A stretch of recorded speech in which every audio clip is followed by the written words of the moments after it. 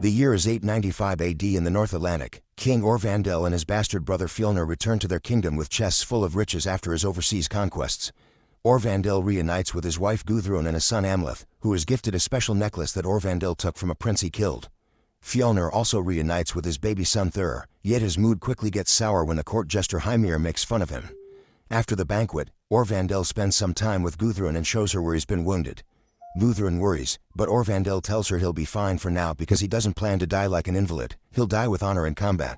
He does admit, however, that he should get Amleth ready in case the worst happens. Later that night, Orvandel takes Amleth with him to the temple so the boy can go through a spiritual ceremony to officially become a man, all overseen by Hymir. Father and son channel their inner wolves and Amleth is blessed with the knowledge of the tribe, for which he must swear to live with honor and avenge his father if he ever falls to the enemy's hands. The drink Hymir gives Amleth causes him to see a series of hallucinations, and when he touches his father's wound, Amleth gets to witness the entire family tree. The two of them leave the temple in the morning and are ambushed by a group of masked warriors on horses. Amleth wants to help, but Orvandel tells him to run away, and the kid hides behind a rock to watch how his father is hit by multiple arrows. The leader of the group then takes his mask off and reveals to be Fjolnir, who proceeds to kill his brother to take his place as king. Afterward, he sends his soldiers to find Amleth, who runs away deeper into the forest. He's suddenly found by Finner, but Amleth manages to cut off his nose with a knife before pushing him off and escaping. A few moments later, Amleth makes it back to his village, where soldiers are killing anyone that still supports Orvandel, and Fjolnir is kidnapping a screaming Gudrun. Finner doesn't want to admit he lost to a child, so he tells Fjolnir that Amleth is dead and his body was thrown at sea. Having seen enough, Amleth goes to the coast and steals a boat as he swears to one day avenge his father and save his mother. Many years pass, and now an adult Amleth lives in the land of the Russ as a berserker with a tribe of Vikings. He's left his prince life to become a fearsome warrior that helps his band raid villages, kill their soldiers, claim the women, and gather young people to be sold as slaves. After the successful raid of Gardariki, Amleth leaves the celebrations behind to take a walk and comes across a temple with a seeress inside. This seeress reminds Amleth of his revenge oath and predicts he'll be victorious, but for that to happen, he must go to the land of the north where Fjolnir currently resides. He must also follow a vixen to seek a fated sword that will match his rage. The seeress disappears after clarifying that she's only helping him because his path is intertwined with a maiden king. The next morning, Amleth hears the slaves they've captured will be sent to Iceland to work for Fjolnir and takes the chance to gather some information about his uncle. It turns out he fled to the backwater with his family after the king of Norway took his kingdom, so he killed his brother for nothing. At that moment, Amleth sees a raven, and remembering his father used to be called the Raven King, he takes it as a sign. Coming up with a plan is easy. Amleth cuts his hair, hides his necklace, steals some different clothes from a body, and brands his chest with the slave mark before sneaking aboard the ship that will take the slaves to Iceland. There, he meets Olga, who claims to be a sorceress. She knows Amleth is actually a Northman, but she still treats him kindly, and even comforts him when at night his dreams are haunted by visions of the past, the future, and Olga herself. The ship is shaken by a storm on the way, but the party still manages to make it safely to Iceland. They're picked up at the shore by Finner, who puts all the slaves in chains and guides them to Fjolnir's farm, where he lives with a now adult Thur and his second son, the young Gunnar. Fjolnir isn't impressed by how weak these slaves look and wants to send them away, so Amleth hits the man next to him to show off his strength and introduces himself with a fake name. Fjolnir decides to keep him, and he also chooses 2 men for the fields and some maids for his wife, taking particular interest in Olga. On his first night at the farm, Amleth sneaks out to try to steal a knife, but gets distracted when he sees a vixen on the field just like the seeress had predicted, which means he's on the right path. The next day, Amleth plays along and works hard as a slave, which gives him the opportunity to enter Fjolnir's home and make a shocking discovery. Gudrun is there, alive and well. She was the one to give birth to Gunnar as Fjolnir's new wife. Afterward, Olga checks on him to see if he's gathered information, and when soldiers see her out of her station, they come to take her away. When night falls, Amleth follows the vixen and finds Ahiwich inside a cave. This man instantly recognizes Amleth and shows him he's kept Hymir's head since Fjolnir killed him. Through a special ritual, the Ahiwich summons Hymir's spirit and gets the head to talk directly into Amleth's mind to tell him the tale of a legendary sword Draugr, which can only be unsheathed during the night. To find it, Amleth must visit the sword's owner, the mound dweller, and be sure to trust the moonlight. The Ahiwich also offers Amleth one last prophecy: one day he'll have to choose between kindness for his kin or hate for his enemies. Next, Amleth enters a mound and finds the body of the dweller, who is sitting with the sword on his lap. As soon as Amleth tries to take the sword, the dweller awakes and begins attacking him, so Amleth must defend himself with any trash he can find around him. When the dweller walks around the ray of moonlight that slips through the mound's entrance, Amleth remembers the Ahiwich's words and pushes the body under the light. The Dweller freezes and gives Amleth a chance to kill him, but as soon as he turns around, Amleth finds himself back at the beginning in front of the sitting man. This time when he tries to take the sword, he retrieves it without issues. Amleth returns to the farm and is seen by Fjolnir's dog, who starts barking.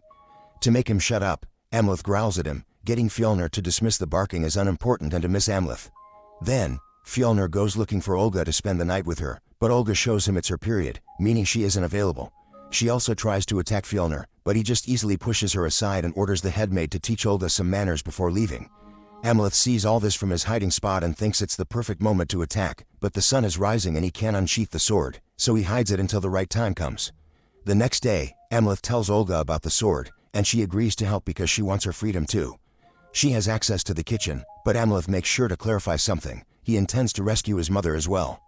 Gudrun is just another victim, and she plays along with Fjolnir's wishes for the sake of her safety and Gunnar's. Afterward, Fjolnir takes his family and a selected group of slaves to meet with the chieftain and his people for a match of Nataleaker. The game consists of 2 teams of 5 warriors that fight over a ball in order to score, and killing is allowed. Amleth is chosen for Fjolnir's team and finds himself in a brutal sport where little by little each player dies. Towards the end, only Amleth and one very big opponent are left.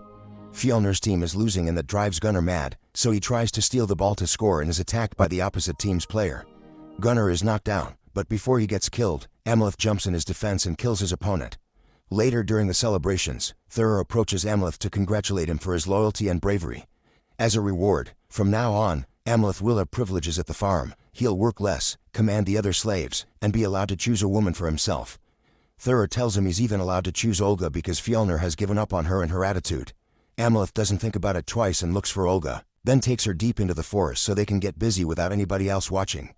Once they're done, Olga uses her abilities to talk to Mother Soil and ask for her protection. They also find some special mushrooms that will help them with their plan for revenge, which will finally start when they return to the farm. The next day is spent working normally, but when night falls, Amleth ambushes 2 of Gunnar's companions and kills them. With their body parts, he makes a center form and leaves it to be found by the leaders in the morning. Gunnar is obviously furious when he sees it and swears revenge on the Christians, believing it was them that did this, but Fjolnir is doubtful. The farm's priestess checks the bodies and informs everyone that the wounds aren't from this world. Whoever did this, it's hungry for more and will attack again. Later at night, while the priestess prepares a girl to be sacrificed to the gods for protection, Amleth provokes all the animals in the area into barking and howling. This drives Fjolnir's dog mad and causes him to attack his master, so Fjolnir has to kill him in self-defense. While everyone is distracted by the animals, Amleth enters the temple, frees the girl, ties up the priestess instead, and kills the priest before hanging him at the altar. The following day, while Amleth secretly adds the mushrooms to the stew, the male slaves are given a new chore: they will protect the farm from any incoming attack. In the evening, Fjolnir's men begin hallucinating, which causes them to attack each other or even themselves. After talking to Olga to agree on a meeting spot at dawn, Amleth sneaks inside the main house and surprises his mother by revealing his identity. Gudrun is proud to see him alive, but she's got shocking news for him: she doesn't need to be rescued. Orvandil had lied to Amleth when he told tales of his romance with his wife. Gudrun had actually been a slave that the king took by force. She never loved him or mourned him. In fact, she was the one that begged Fjolnir to kill him. The day of the betrayal, she hadn't been screaming, she had been happily laughing because she finally was with the man she actually wanted. Amleth's starting to think he should kill Gudrun as well, but she reminds him that he's a man full of love for his mother and his brother. If he kills Fjolnir and Thur, Gudrun would accept Amleth as her new king and they could rule together. She goes as far as kissing her own son, but Amleth doesn't fall for it and leaves her behind to find Thur, who he kills on his bed. Then he meets with Olga to tell him they'll be hiding in the hills because Gudrun knows his identity and he can't play the role of a slave anymore, so they'll finish their plan the next day. In the morning, Fjolnir is mad with grief when he finds Thur's body without the heart, and Gudrun tells him Amleth did it. Fjolnir decides to start killing slaves to make them confess what they know, but when he is about to kill Olga, Amleth reveals himself to stop him. He's wearing his prince necklace again and, after using his real name, he shows that he has Thur's heart. Fjolnir sends his men after him, and Amleth meets them in combat to give Olga time to escape, then he allows them to capture him. Thinking himself victorious, Fjolnir takes Thur's heart back, but Amleth reveals it actually belongs to the dog. Furious, Fjolnir hangs Amleth in the barn and beats him up to make him confess the location of Thur's heart, but Amleth refuses to tell. Fjolnir needs to leave for Thur's funeral but promises to come back later to finish things, and on their way out, one of the men drops Amleth's sword on the ground thinking it's useless because it can't be unsheathed. As soon as everyone's gone, a group of ravens shows up with a hooded figure, and they free Amleth. The people of the farm give Thur a proper ceremonial funeral and Gunnar is declared the only heir to the throne. Afterward, they go back to the barn to kill Amleth, but by the time they get there, he's already gone. Meanwhile, Amleth finds himself on a horse ridden by a Valkyrie that is taking him to Valhalla, but suddenly he wakes up and realizes it was Olga that saved him. The fact she came back for him must be a sign of fate, inspiring Amleth to run away with her.